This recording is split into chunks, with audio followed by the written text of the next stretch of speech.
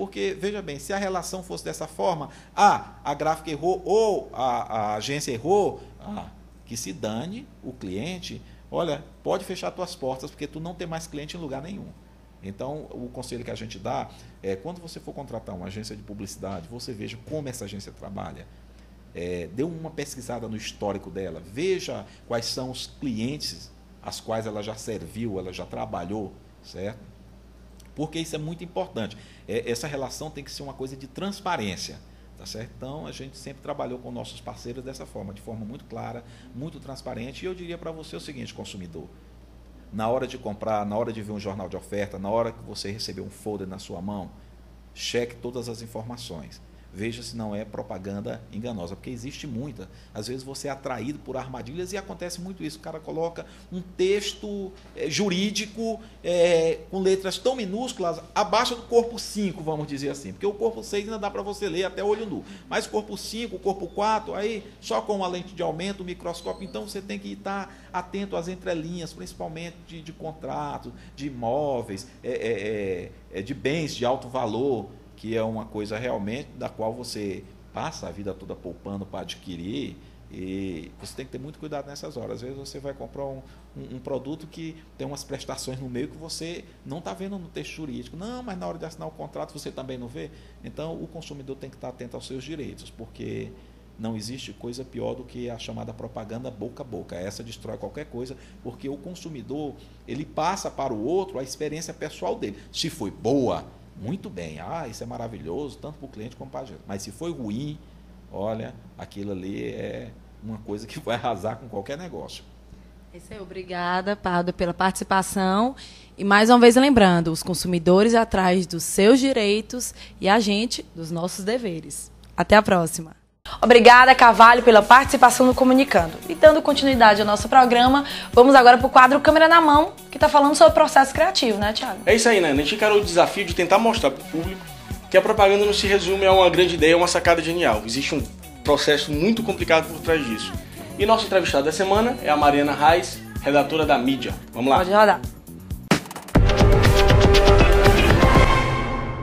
Boa noite, Comunicando. Boa noite você aí de casa. Meu nome é Mariana Reis. Eu sou redatora publicitária, trabalho aí na mídia e comunicação.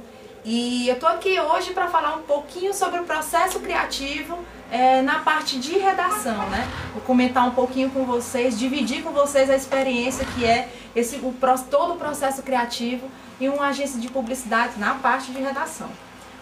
Bom, o processo criativo, ele começa quando o atendimento já chega para você com o famoso briefing, né? A gente às vezes brinca que as várias formas como o briefing chega para você. O correto é que o briefing chegue para você com todas as informações necessárias para que você desenvolva um texto, para que a gente desenvolva um texto, todo o material em cima disso, né? Em cima do que o cliente está pedindo, né? O briefing, ele traz para a gente as palavras-chave, ele traz as necessidades do cliente. Então, é através dele que a gente vai começar o nosso processo criativo. Bom, então a partir do momento que você recebe o briefing, você analisa todo aquele material e parte para o grande brainstorm, né? A partir do brainstorm, a gente desenvolve as palavras-chave que vão conquistar o cliente, do nosso cliente. A gente vai descobrindo as palavras que ficam legais no vídeo. Tem palavras que não são bacanas de dizer no vídeo. Não por uma questão de sílabas, de semântica, não é isso não. É porque a dicção do locutor não fica bacana falar. Então a gente vai descobrir tudo isso no decorrer do processo criativo, certo? Então existe uma diferença do texto escrito para o texto falado. Na hora de você compor, você pensa, esse texto é para ser escrito, é para ser lido. Esse texto é para ser falado. Então tem essa preocupação. Durante o processo criativo, existe a preocupação em fazer um texto que a gente que é redator, a gente faz o texto não pensando como é que ele vai ser lido, a gente pensa como que ele vai ser ouvido. A gente faz um texto pensando em como o consumidor vai absorver isso que está sendo dito. Agora me diz uma coisa, a propaganda é só uma ideia genial? A propaganda, na minha opinião, não é só uma ideia genial. Às vezes você tem uma senhora de uma ideia que passa batido. que passa desapercebido. Você tem que desenvolver a propaganda, você que é profissional, tem que desenvolver a propaganda. Você faz a propaganda, não é para você. Você tem milhares de pessoas, até milhões de pessoas que vão assistir aquilo ali e elas podem ter, cada uma delas podem ter um entendimento diferente. Isso não pode acontecer na propaganda. A propaganda ela tem que ser absorvida no ato, pelo consumidor final. Então, é basicamente isso, né? Não é fácil, mas é apaixonante. Escrever textos, escrever roteiros, documentários é apaixonante. Você escrever e ver que centenas e milhares de pessoas no estado inteiro vão estar vendo o seu trabalho. É muito bom. Mariana Reis, muito obrigado pela participação. E não saia daí que logo mais você vai conhecer a propaganda que o tuiteiro escolhido pela equipe mandou pra gente. Comunicando.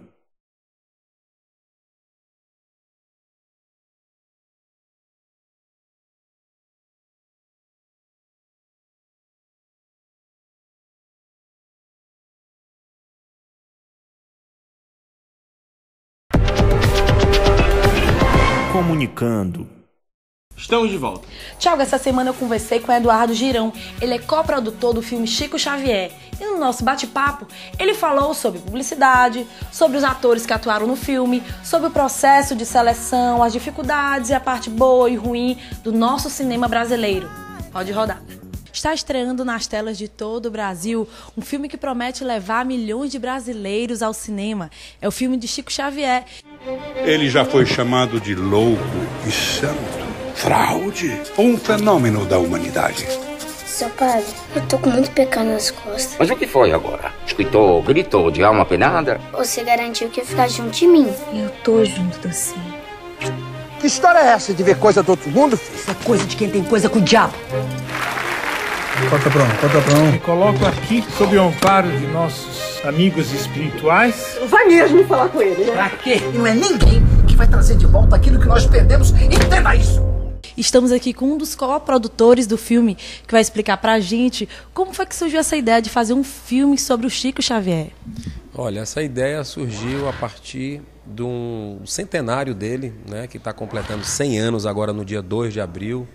E uma grande conspiração divina fez que nesse ano de 2010, o dia do centenário dele caísse numa sexta-feira, que é o dia de lançamento nacional do cinema, e também que caísse na sexta-feira da Paixão. Então, dia 2 de abril é um dia especialíssimo, em 300 salas de cinema do Brasil, inclusive Teresina. Esse filme vai estar estreando. É um filme lindíssimo, de muita luz, que você ri a beça, que você chora, né? E que você sai leve do cinema, você sai feliz, sabendo que o amor vale a pena, que esse mundo tem solução, sim. Tinha um moço do meu lado, me ajudando.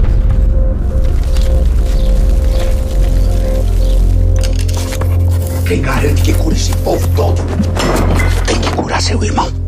Você quer mesmo saber sobre o que acontece com você? Quero. Tirar o corpo dela, pouca valia.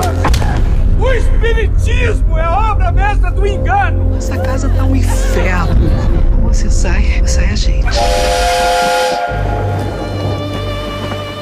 Vai ser um filme que vai contar com grandes artistas nacionais, inclusive com a direção de Daniel Filho, que é um dos grandes diretores aqui do país.